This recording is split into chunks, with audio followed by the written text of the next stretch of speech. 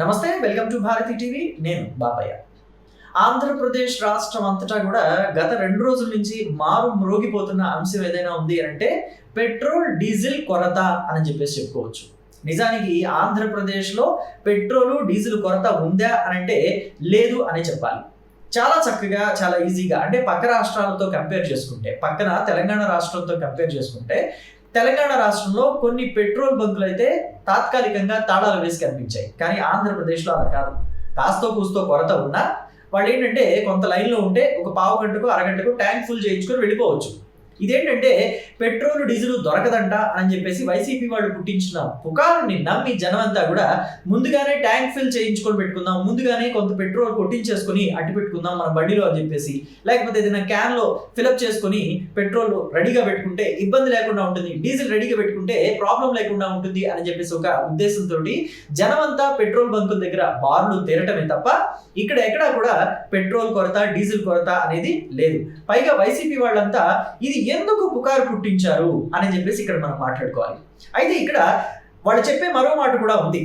Diesel, petrol కృత్రిమ కొరత సృష్టించి రేట్లు పెంచుకోవాలి, రేట్లు పెంచి ప్రజల నుంచి డబ్బు దోపిడీ చేయాలని చెప్పేసి ప్రభుత్వం ఆలోచిస్తుంది అని చెప్పి వైసీపీ వాళ్ళంతా కూడా, వైసీపీ సోషల్ మీడియా కూడా కోడైపోస్తుంది. నిజానికి అలా పరిమితికి మించి రాష్ట్ర ప్రభుత్వాలు పెట్రోల్ డీజిల్ ధరలు పెంచే అవకాశం అయితే లేదు. 1-2 రూపాయలు అంటే తెలంగాణలో ఫర్ ఎగ్జాంపుల్ 100 రూపాయలు ఉందనుకోండి, ఆంధ్రాలో 101 రూపాయలు పెట్టుకోవచ్చు, లేదా 102 రూపాయలు పెట్టుకోవచ్చు. మరి 150 రూపాయలు అయితే పెట్టడానికి లేదుగా. పెట్రోల్ డీజిల్ ధరలు కృత్రిమ కొరత సృష్టించి పెంచుకునే అవకాశం అయితే ఒక 150-200 పెంచుకునే అవకాశం అయితే లేదుగా. కానీ వైసీపీ ఎందుకని ఇలాగా కృత్రిమ కొరత సృష్టించుతోంది కూటమి ప్రభుత్వం అని చెప్పి YSR Congress party social media అంతా ఎందుకు విష ప్రచారం చేస్తుంది, ఎందుకు దుష్ప్రచారం చేస్తుంది అని చెప్పేసి నేను చెక్ చేస్తే నిన్నటికి నిన్న ఆంధ్రప్రదేశ్లో విశాఖపట్నంలో గూగుల్ డేటా సెంటర్ అనే దానికి శంకుస్థాపన జరగబోతోంది. సో దీన్ని దృష్టిలో పెట్టుకుని YSR Congress party social media అంతా మొన్నటి నుంచి కాదు, మొన్నటి నుంచి అంటే 2-3 రోజుల క్రితం నుంచే ఏపీలో పెట్రోల్ డీజిల్ దొరకడం లేదు, పెట్రోలు డీజిల్ కి కృత్రిమ కొరత ఏర్పాటు చేస్తుంది కూటమి ప్రభుత్వం, ప్రజల్ని దోచుకోవడానికి ఇలా ఒక కొత్త పథకానికి, ఒక కొత్త కుట్రకి తెరలేపింది కూటమి ప్రభుత్వం అని చెప్పేసి వైసీపీ వాళ్ళంతా ఆరోపించడం మొదలుపెట్టారు. దాంట్లో ఏమైనా నిజం ఉందా అనుకుంటే లేదు. నిజానికి తెలంగాణ రాష్ట్రంలోనే ఎక్కువ కొరత ఉంది. నేను గమనిస్తే, నేను కూడా మొన్న రావటం తెలంగాణ నుంచి వచ్చాను. ప్రజెంట్ నేను మా ఊర్లో ఉన్నాను. మా ఊర్లో ఉండి ఈ వీడియో కూడా చేస్తున్నాను. నాకు కొన్ని అవసరాల దృష్ట్యా నేను హైదరాబాద్లోని ఆఫీస్లో నుంచి కాకుండా నేను మా ఇంట్లో నుంచే వీడియో చేయాల్సి వస్తుంది. సో కాబట్టి నేను గమనిస్తే, నేను వచ్చేటప్పుడు కూడా మన ఆంధ్రప్రదేశ్ వాళ్ళంతా తెలంగాణలో ఉండే ప్రాంతం ఏది అని అంటే ఎక్కువగా కూకట్పల్లి హౌసింగ్ బోర్డు, కూకట్పల్లి, ప్రగతి నగరు, బిహెచ్ఎల్, మియాపూర్ ఈ ఏరియాలో ఉంటారు. లేదంటే ఈసీఐలు, అంబర్పేట ఈ ఏరియాలో కొంతమంది ఉంటారు. సో నేను గమనిస్తే ప్రగతి నగరు, బిహెచ్ఎల్ ఆ ఏరియాలో పెట్రోల్ బంకుల్లో కొంచెం కొరత అయితే ఉంది, డీజిల్ దొరకడం లేదు సరిగా. చూస్తే నేను మా ఫ్రెండ్ కార్లో వచ్చాను. మేము ఎర్రగడ్డలో గోకుల్ థియేటర్ ఆపోజిట్లో ఉన్న పెట్రోల్ బంక్లో డీజిల్ ఫిలప్ చేయించుకోవాల్సి వచ్చింది మా కార్లో. తిరిగి మేము ఏపీలోకి ఎంటర్ అయిన తర్వాత, తెలంగాణ బోర్డర్ దాటి ఏపీలోకి ఎంటర్ అయిన తర్వాత చూస్తే నిజానికి ఏపీలో పెట్రోల్ డీజిల్ కొరత ఉందేమోనని చెప్పేసి మేము తెలంగాణలోనే కొట్టించుకున్నాం. కానీ చూస్తే ఇక్కడ విచిత్రంగా ఉంది ఏంటంటే, తెలంగాణలో కంటే ఇక్కడే చాలా త్వరగా పెట్రోల్ డీజిల్ కొట్టించుకోవడానికి అవుతుంది.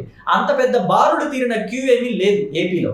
సో ఇదంతా వైసీపీ వాళ్ళు ఎందుకు ఇలాంటి కుట్రకి తెరలేపారు, ఇలాంటి విష ప్రచారానికి తెరలేపారు అని అంటే ఖచ్చితంగా ఆంధ్రప్రదేశ్లో ఒక గొప్ప సంఘటన జరగబోతోంది, చారిత్రాత్మక సంఘటన జరగబోతోంది. అదే గూగుల్ డేటా సెంటర్. విశాఖపట్నంలో గూగుల్ డేటా సెంటర్కి చంద్రబాబు నాయుడు నిన్న శంకుస్థాపన చేయదలుచుకున్నారు. సో ఆ శంకుస్థాపన కార్యక్రమం ముందే అనౌన్స్ చేశారు కాబట్టి, పలానా తారీఖున జరగబోతుంది అని చెప్పేసి ముందే తెలిసిపోయింది కాబట్టి ముందుగానే ఆ కార్యక్రమం తాలూకా గొప్పతనం గురించి ప్రజలు మాట్లాడుకోకుండా డైవర్ట్ అవ్వాలి టాపిక్. అందుకనే వైఎస్ఆర్ కాంగ్రెస్ పార్టీ వాళ్ళంతా ఈ పెట్రోలు, డీజిల్ కృత్రిమ కొరత గురించి వాళ్ళే విష ప్రచారం చేసి ప్రభుత్వం మీదకి దీన్ని మోపేశారు. సో మొత్తం మీద చంద్రబాబు నాయుడుతో సహా బ్యూరోక్రాట్లు అందరూ కూర్చొని ఈ కృత్రిమ కొరత ఉందా, ఎందుకు ఈ కృత్రిమ కొరతని సృష్టించారు, ఎవరు సృష్టించారు, ఏం జరుగుతుంది, అసలు సోషల్ మీడియాలో ఎటువంటి దుష్ప్రచారం జరుగుతుంది, నిజంగా పెట్రోల్ డీజిల్ కొరత ఏ ఏరియాలో ఉంది, ఉంటే కనుక ఎందుకు ఉంటుంది, ఇక్కడ మనం పెట్రోల్ డీజిల్ ఉత్పత్తి చేస్తున్న కంపెనీలతోటి మాట్లాడి ఆ కొరత లేకుండా చేయొచ్చా అసలు కొరత ఉన్నా కానీ ముందు ఎవరికి పెట్రోల్ డీజిల్ ఇప్పించాలి, రైతాంగానికి ఇబ్బంది లేకుండా ఎలా చూడాలి, ఇటువంటి విషయాలన్నిటి మీద చంద్రబాబు నాయుడు ఆల్రెడీ మాట్లాడేశారు. సో కాబట్టి వైఎస్ఆర్ కాంగ్రెస్ పార్టీ ఏదైతే స్టాండ్ తీసుకుంటుందో ప్రతిసారి కూడా పొలిటికల్ గా కూటమి సర్కారుని డ్యామేజ్ చేద్దామని చెప్పేసి ఏవైతే ప్రయత్నాలు చేస్తుందో వాటిల్లో వైఎస్ఆర్ కాంగ్రెస్ పార్టీ బోర్లా పడుతుంది, బోర్లా పడుతుంది, బోల్తా కొడుతుంది. సో పిల్లి మొగ్గలు వేస్తుంది వైఎస్ఆర్ కాంగ్రెస్ పార్టీ. ఇక్కడ రాజకీయంగా చంద్రబాబు నాయుడిని ఎదుర్కోవాలి అని అంటే ఆయన నిజంగా ఏదైనా తప్పు చేస్తేనో లేకపోతే కూటమి ప్రభుత్వ హయాంలో ఏదైనా తప్పు జరిగితేనో దాని మీద పట్టుకోవాలి, గట్టిగా నిలదీయాలి. ఇవన్నీ నిలదీయాలంటే జగన్మోహన్ రెడ్డి ముందు అసెంబ్లీకి రావాలి. కానీ జగన్మోహన్ రెడ్డి అసెంబ్లీకి వచ్చే అవకాశం ఏం లేనట్టుగా మనకు కనిపిస్తుంది. సో అది కాసేపు పక్కన పెడితే పెట్రోల్ డీజిల్ విషయానికే వద్దాం. గతంలో జగన్మోహన్ రెడ్డి ప్రతిపక్ష నాయకుడిగా ఉన్నప్పుడు అంటే 2014 నుంచి 2019 మధ్య ఆయన ఎక్కువగా ఏం మాట్లాడేవాళ్ళు, దేశంలో ఎక్కడా లేని పెట్రోల్ ధరలు ఆంధ్రప్రదేశ్లోనే ఉన్నాయి.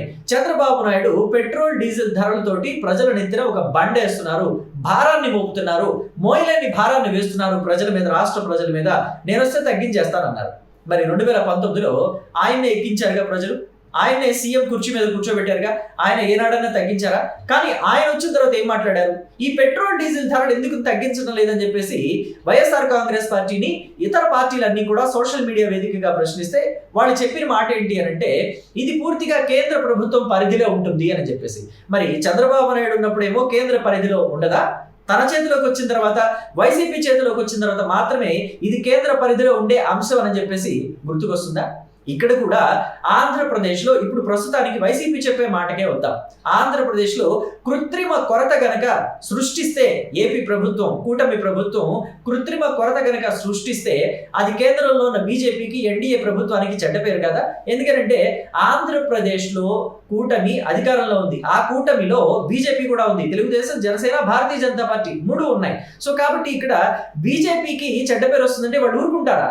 ఇక్కడ బీజేపీ కూడా కలిసే ఉంది కూటమిలో, మరి వాళ్ళు ఎందుకు ఊరుకుంటారు? కృత్రిమ కొరత చంద్రబాబు నాయుడు ప్రభుత్వం ఏర్పాటు చేస్తే, కృత్రిమ కొరత ఏర్పాటు చేసి రేట్లు పెంచుతారు అంటే ఇష్టానుసారంగా పెంచడానికి కేంద్రం ఊరుకుంటుందా? కేంద్రంలో కేంద్ర ఇంధన శాఖ మంత్రి చేతులు ముడుచుకుని ఊరుకుంటారా? ఖచ్చితంగా చంద్రబాబు నాయుడిని పిలిచి మాట్లాడతారు. ఎందుకు ఇలాంటి అవకాశం తీసుకున్నారు మీరు, ఎందుకు ఇలా దోపిడీ చేస్తున్నారని చెప్పేసి వాళ్ళు ప్రశ్నించరా? ఇదంతా కూడా వైసీపీ కేవలం కూటమి ప్రభుత్వం మీద ఒక నింద మోపాలి, కూటమి ప్రభుత్వాన్ని ప్రజల దృష్టిలో బద్నాం చేయాలి. దానివల్ల వైఎస్ఆర్ కాంగ్రెస్ పార్టీకి వచ్చే లబ్ధి ఏంటంటే గూగుల్ డేటా సెంటర్ విషయం నుంచి ప్రజల్ని డైవర్ట్ చేయొచ్చు.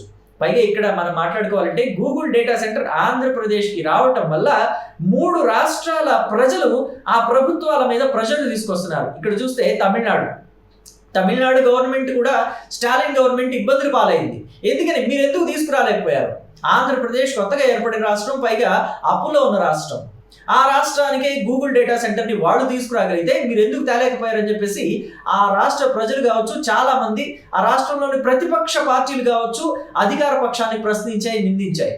మరోపక్క కర్ణాటక రాష్ట్రంలో కూడా చూస్తే ఆ రాష్ట్ర ప్రభుత్వంలో ఉన్న ఐటీ శాఖ మంత్రిని అక్కడ ప్రతిపక్షాలు దుయ్యబట్టాయి, అధికార పక్షంలో పార్టీలో కూడా కొంతమంది పెదవి విరిచారు.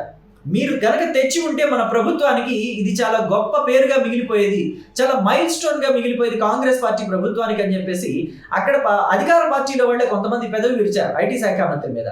ఇక్కడ తెలంగాణ రాష్ట్రానికి వస్తే మరి తెలంగాణలో ఇప్పటికే అనేక ఐటీ కంపెనీలు ఉన్నాయి, దిగ్గజ ఐటీ కంపెనీలు ఉన్నాయి. సో వాటి సరసన గూగుల్ డేటా సెంటర్ కూడా చేరి ఉంటే బాగుండేది అని చెప్పేసి ఇక్కడ మేము కనుక అధికారంలో ఉంటే మేము గూగుల్ డేటా సెంటర్ని ఏపీకి పోనిచ్చే వాళ్ళం కాదు అని చెప్పేసి బీఆర్ఎస్ పార్టీ వాళ్ళు కూడా కాంగ్రెస్ పార్టీ మీద ధ్వజమెత్తారు.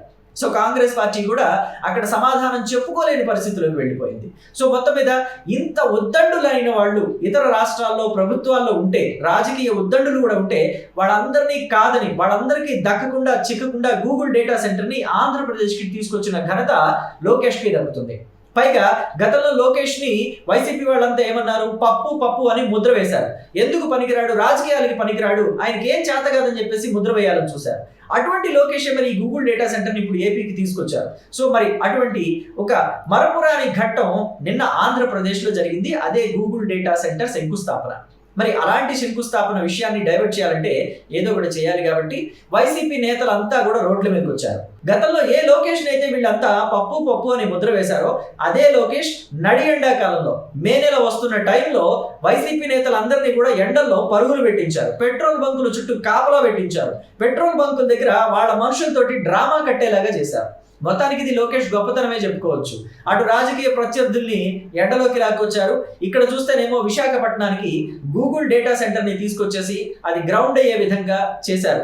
లక్షల కోట్ల పెట్టుబడి. దీనివల్ల ఎన్ని అనుబంధ కంపెనీలు గూగుల్ డేటా సెంటర్ని బేస్ చేసుకుని ఎన్ని అనుబంధ కంపెనీలు ఏపీకి రాబోతున్నాయి, విశాఖపట్నానికి రాబోతున్నాయి అని చెప్పి మనం భవిష్యత్తులో వేచి చూద్దాం. ఎందుకంటే 1 వస్తుందా 2 వస్తుందా లేకపోతే 10 వస్తాయా 100 వస్తాయా మనం చెప్పలేము. గతంలో మైక్రోసాఫ్ట్ అనే కంపెనీ హైదరాబాద్కి రావటం వల్ల ఇప్పుడు అక్కడ ఎన్ని కంపెనీలు వచ్చి చేరాయి, ఆ తర్వాత ఇప్పుడు హైదరాబాద్ ఏ స్థాయికి డెవలప్ అయింది అనేది మనం అంతా చూసాం. కాబట్టి రాబోయే రోజుల్లో విశాఖ డేటా హబ్గా మారబోతోంది. అలాగే అమరావతి కూడా క్వాంటమ్ వ్యాలీ ద్వారా ఎంతటి స్థాయిలో డెవలప్ అవ్వబోతోంది అనేది మనం వేచి చూద్దాం. దీని గురించి మీ అభిప్రాయాన్ని కామెంట్ బాక్స్లో తెలియచేయండి. Thank you.